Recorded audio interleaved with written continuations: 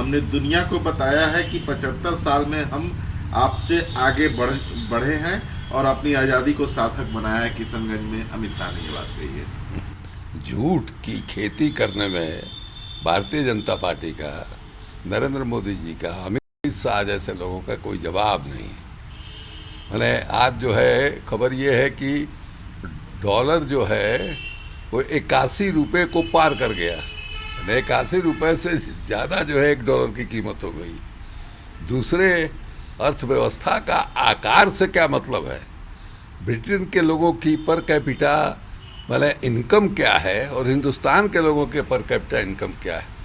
$40,000 जो है प्रति ब्रिटेन वासी का मतलब इनकम माना जाता है और $2,000 जो है एक भारतीय का इनकम माना जाता है। ये हालत है, ये फासला है। तो जहाँ फासला दिखाना है वहाँ नहीं दिखा रहे हैं। आप जो है 138 करोड़ 140 करोड़ के आबादी वाले देश हैं, वो 6.25 करोड़ के आबादी वाला देश है। आपको तो पहले पार कर जाना चाहिए था। ब्रिटेन की अर्थव्यवस्था का जो आकार है उस आकार से ज़्यादा आपको हो जाना चाहिए था। आप लेट से हुए।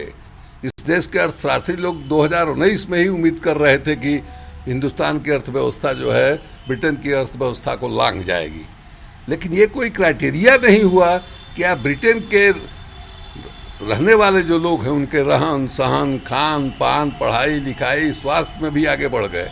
वहाँ उनके पासन के बराबर आप खड़े हैं। इसलिए इस तरह का आंकड़ा दे के लोगों के आंख में धूल झोंकना, पट्टी बांधना, इस मामले में विशेषज्ञ हैं लोग। नीतीश कुमार और मैं सोनिया गांधी से मिलेंगे। हम विपक्ष को एकजुट करने के लिए सभी प्रयास कर रहे हैं। राजद प्रमुख लालू यादव दिल्ली पहुंचते ही उन्होंने कहा है जब हाँ हम उन्हें उखाड़ पेंगे। मुझे कितनी बार कहने की जरूरत है यह? वह कहते हैं कि जब उनसे पूछा गया कि क्या वे 2024 में पीएम मोदी को सत्ता से उखाड़ फेंकेंगे तो अमित शाह परेशान हैं, तो उन्होंने कहा कि वहाँ से उनकी सरकार का सफाया हो गया, बिहार से सफाया हो गया है, 24 में भी ऐसा ही होने वाला है। तो वह इधर उधर भाग रहे हैं और कह रहे हैं कि जंगल राज और यह सब। गुजरात में रहते उन्होंने क्या किया? लालू यादव ने ये बात कही। देखिए, इसमें कहीं कोई संदेह नहीं है। 2015 का जो महागठबंधन बना था और उस समय बिहार विधानसभा का चुनाव हुआ था, नरेंद्र मोदी जी और अमित शाह गली गली धूल फांक रहे थे। उस सरकार को मैंने नीतीश कुमार की सरकार नहीं बने, महागठबंधन की सरकार नहीं बने। यहाँ तक कि अमित शाह ये तक कह रहे थे कि अगर बिहार में इन लोगों की सरकार बन जाएगी तो पाकिस्तान में जो है मैंने दिवाली और होली मनाई जाएगी, ये उन्होंने कहा था।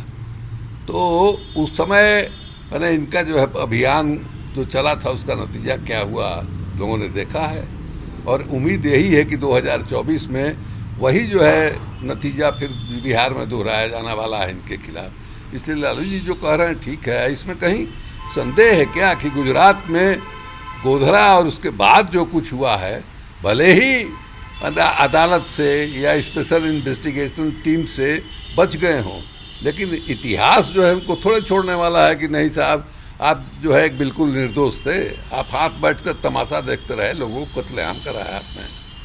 जम्मू कश्मीर का मसला पेचीदा है, इसे जेल में तब्दील कर दिया गया है। आए दिन मुठभेड़ होती रहती है। इस मुद्दे को हल करना महत्वपूर्ण है और अगर पाकिस्तान के पीएम ने जम्मू कश्मीर मुद्दे को सुलझाने और भारत पाकिस्तान संबंधों को सुधारने के बारे में कहा है तो ऐसा होना चाहिए। महबूबा मुफ्ती ने यह कहा है। उन्होंने महबूबा मुफ्ती ने कहा पाकिस्तान के पीएम द्वारा भारत पाकिस्तान मुद्दे को सुलझाने और कश्मीर मुद्दे को सुलझाने के आह्वान को उन्होंने कहा कि बात होनी चाहिए और सुलझाया जाना चाहिए। ये तो देखिए, आप पड़ोस नहीं बदल सकते। पाकिस्तान आपके पड़ोस में है और जिस ढंग से हिंदुस्तान और पाकिस्तान का बंटवारा हुआ है वो नफरत का ही आधार रहा है।